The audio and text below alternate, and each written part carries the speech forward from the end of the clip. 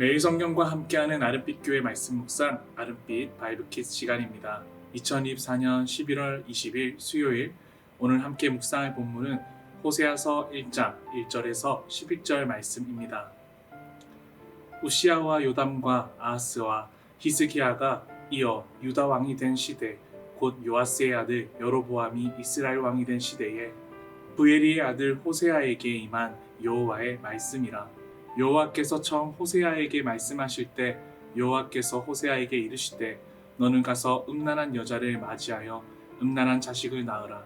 이 나라가 여호와를 떠나 크게 음란함이라 하시니 이에 그가 가서 디블라임의 딸 고멜을 맞이하였더니 고멜이 임신하여 아들을 낳으매 여호와께서 호세아에게 이르시되 그의 이름을 이스라엘이라 하라. 조금 후에 내가 이스라엘 피를 예후의 집에 갚으며 이스라엘 족속의 나라를 패할 것임이라. 그날에 내가 이스라엘 골짜기에서 이스라엘의 활을 꺾으리라 하시니라. 고멜이 또 임신하여 딸을 낳음에 여호와께서 호세아에게 이르시되 그의 이름을 로르하마라 하라. 내가 다시는 이스라엘 족속을 긍휼히 여겨서 용서하지 않을 것임이니라. 그러나 내가 유다 족속을 긍휼히 여겨 그들의 하나님 여호와로 구원하겠고 활과 칼이나 전쟁이나 말과 마병으로 구원하지 아니하리라 하시니라.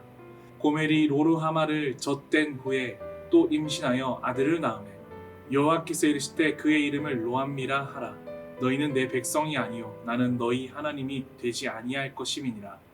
그러나 이스라엘 자손의 수가 바닷가의 모래같이 되어서 헤아릴 수 없고 셀 수도 없을 것이며 전에 그들에게 이르기를 너희는 내 백성이 아니라 한 그곳에서 그들에게 이르기를 너희는 살아계신 하나님의 아들이라 할 것이라. 이에 유다 자손과 이스라엘 자손이 함께 모여 한 우두머리를 세우고 그 땅에서부터 올라오리니 이스라엘의 날이 클 것이미로다. 샬롬. 오늘 하루도 하나님의 말씀 안에 거하시는 아름빛 성도님들 되시길 축복합니다. 오늘부터 매일 성경 큐티는 호세아서를 묵상합니다. 호세아 선지자가 활동했던 장소와 시기는 북이스라엘로 그가 이사야와 미가 선지자들과 동시에 활동했던 사람입니다. 당시 북이스라엘은 하나님을 떠나 우상 숭배에 빠져들어 있었고 하나님께서는 범죄한 이스라엘을 돌이키도록 하시고 싶었습니다. 그때 선지자 호세아의 가정을 통해 특별한 방법으로 어쩌면 인간의 머리로 이해하기 어려운 방법으로 이끌어 가십니다. 우리는 하나님의 말씀을 100% 이해한다는 것은 상당히 어렵습니다. 그러나 그때마다 우리의 순종이 얼마나 중요한지를 깨달을 수 있습니다. 호세아서가 그렇습니다. 호세아를 사용하셔서 하나님께서 이끌어 가시는 방식은 인간인 우리 모두가 상식적으로 이해하기가 어렵습니다. 그러나 호세아서 전체를 살펴보면 우리는 하나님의 사랑과 회복의 소망이 담겨져 있다는 것을 발견할 수 있습니다. 오늘 호세아서를 통해서 하나님의 속마음을 더욱 깨닫게 되어 우리의 삶을 돌아보고 하나님의 말씀에 순종의 걸음으로 딛게 하는 묵상이 되길 소망합니다. 하나님께서는 호세아에게 음란한 여인을 아내로 맞이하라고 명령하십니다. 2절입니다.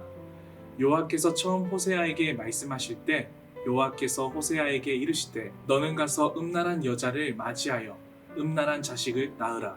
이 나라가 여호와를 떠나 크게 음란함이라 하시니 음란한 여자를 맞이하여 음란한 자식을 낳으라는 여호와의 명령은 충격적이고 도발적입니다. 귀를 의심스럽게 만드는 하나님의 파격적인 명령이고 순종하기에 쉽지 않습니다. 하지만 하나님께서는 목적이 분명하셨습니다. 여호와 하나님은 호세아의 비정상적인 결혼을 통해 당신과 이스라엘 사이에 뒤틀린 관계를 보여주고 싶었습니다. 호세아의 음란한 아내는 남편 여호와를 배반하고 애인과 음란을 즐기는 아내 이스라엘을 상징합니다.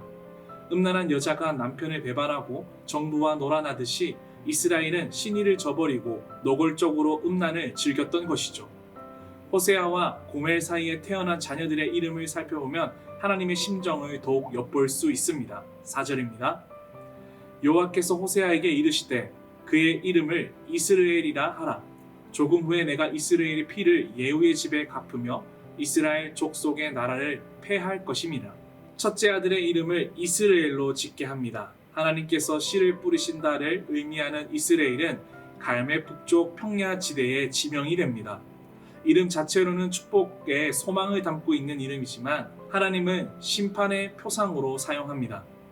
이스라엘의 피는 여로보암 2세 증조부였던 예후가 오므리 왕조를 멸망시키시고 새로운 왕조를 세울 때 흘린 피를 가리킵니다.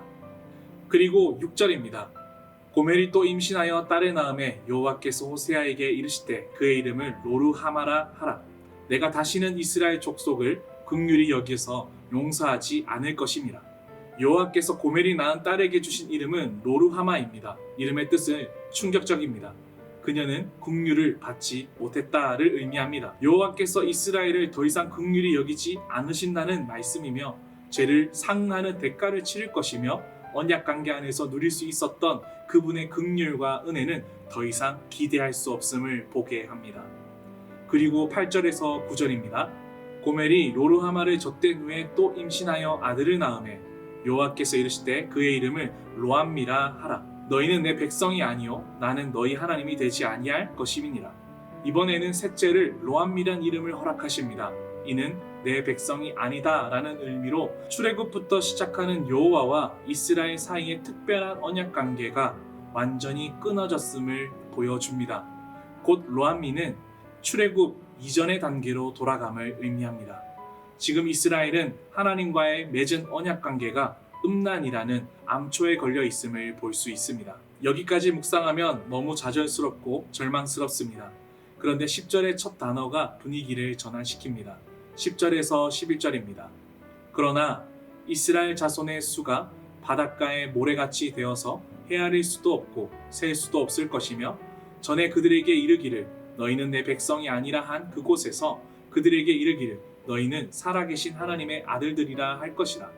이에 유다 자손과 이스라엘 자손이 함께 모여 한 우두머리를 세우고 그 땅에서부터 올라오리니 이스라엘의 날이 클 것이미로다. 10절에 그러나 라는 단어가 모든 분위기를 환기시켜냅니다. 우리 삶에서는 때때로 하나님의 징계를 경험할 수 있습니다. 그러나 그 징계는 결코 파멸을 위한 것이 아니라 회복과 새 생명을 위한 하나님의 계획임을 기억해야 합니다. 하나님의 언약과 단절되었던 절망 앞에서 징계 이후에 새로운 출발이 있을 것을 약속해 주십니다. 아수르의 침략으로 이스라엘은 생존이 어려울 정도로 치명적인 타격을 받았지만 끝장나지 않았습니다. 10절 상반절 자손의 수가 바닷가의 모래같이 되어 헤아릴 수 없고 셀 수 없을 것이며는 하나님께서 족장 아브라함에게 주신 약속을 다시 생각나게 하십니다. 무엇을 말씀하시는 것일까요?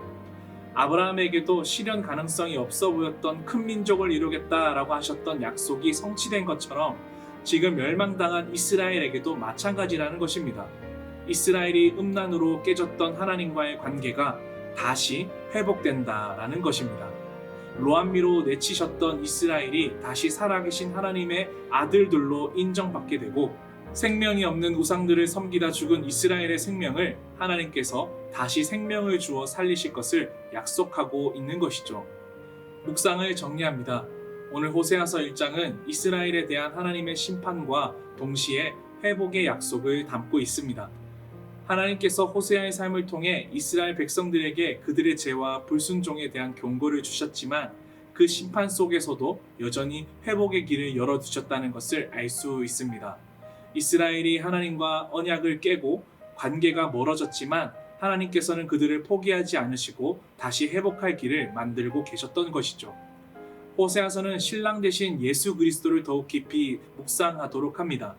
우리의 죄악된 모습에도 신랑된 예수님은 우리를 포기하지 않고 회복의 길을 준비하시는 분입니다. 오늘 우리 안에 더러운 옛습관을 신랑 되신 예수님께 솔직하게 고백합시다. 그분께 우리의 죄를 고백할 때 다시 정결한 신부로 회복된 신부로 나아가도록 허락하실 것입니다. 함께 기도하겠습니다. 정결한 마음 주시옵소서. 정직한 영을 새롭게 하소서. 나를 주님 앞에 멀리 하지 마시고 주의 성령을 거두지 마옵소서. 그 구원의 기쁨 다시 회복시키시고 변치 않는 마음 내 안에 주소서.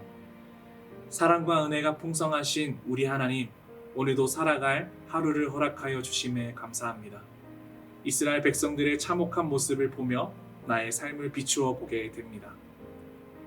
늘 욕심 많고 내 마음에 주님보다 다른 것을 두기 좋아하는 모습이 바로 나의 모습임을 고백합니다. 하나님보다 사랑했던 것들을 이 시간 다 내려놓고 기도하오니 오직 주님께서 내 마음의 주인이 되어 주옵소서.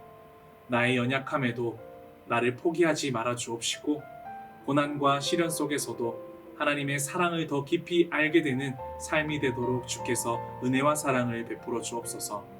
예수 그리스도의 사랑을 더 깊이 묵상합니다.